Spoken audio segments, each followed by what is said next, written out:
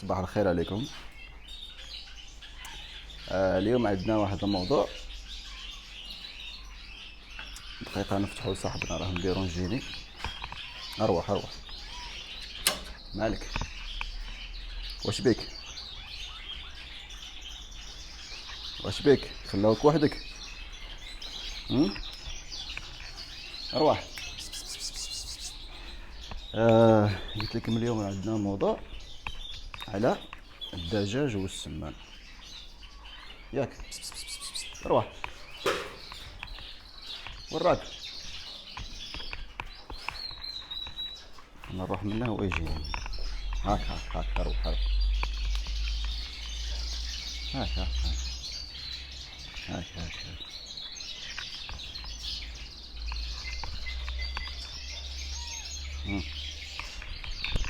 آه قلنا بالنسبة للسمان والدجاج كي تشريه جديد، كي تجيبو جديد،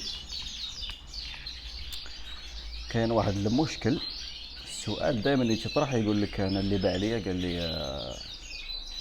الدجاجه ولا السمانه، يقول لك قال لي تبيض، وفي التالي كي جبتها للدار ما بيضتش كاع.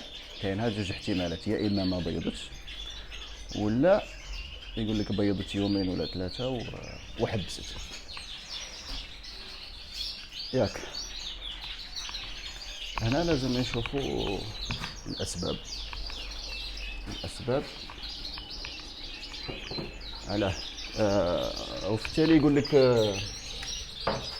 اللي باع ليا كذب عليا. هو ماشي كذب عليك،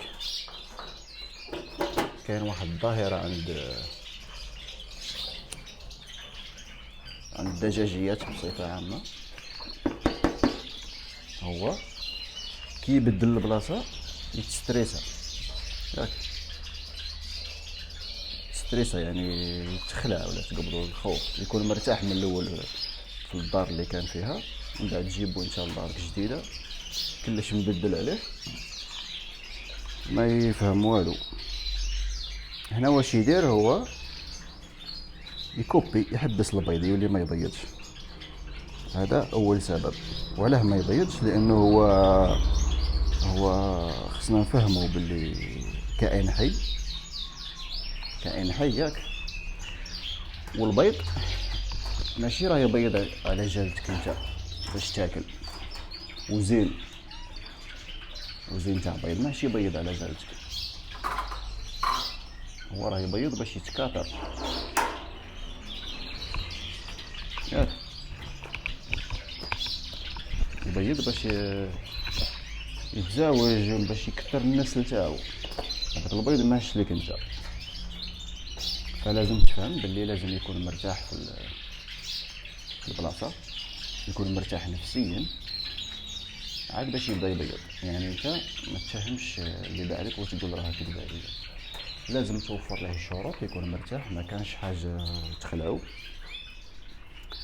ما كانش ازعاج، ما يكونوش عندك ولادك نهار كامل هما يجروا وراهم يستريسوا فيهم يزيدوهم الخلعه. هنا ما رايحينش يبيضوا، انسى باش يبيضوا عندك. وكاين اللي يقول لك كاين كاليتي ما تبيضش، كاليتي تاع اللحم سيرتو في السمان، مكاش منها الهضره هذه تاني. السمان كامل يبيض بصفه عامه. مهم تاكد بلي عندك الاناث، ما يكونوش ذكوره. هذه هي نورمالمون، هذا هو الفرق. جاوب على السؤال المطروح دائما، يقول لك انا شريتها كانت تبيض ومن بعد ما ولاتش تبيض، ولا السيد اللي باع لي قال لي تبيض، عنده كانت تبيض وكي جبتها للدار ما تبيضش. المهم تكون النقطة واضحة أن السبب هو ستريس، القلق ولا الخوف. الخوف كي يكون الطير ماشي مرتاح في البلاصة ما يبيضش، هذه حاجة عادية، لازم توفر له شروط وتصبر عليه تاني، تعطيه وقت انه يوالف البلاصه الجديده اللي راه فيها. كي يوالفها يولي يكوبلي عندك ويبيض. هذه هي. واللي عنده سؤال تاني، كاش سؤال على الموضوع هذا؟ واش صباح الخير. صار شويه خبز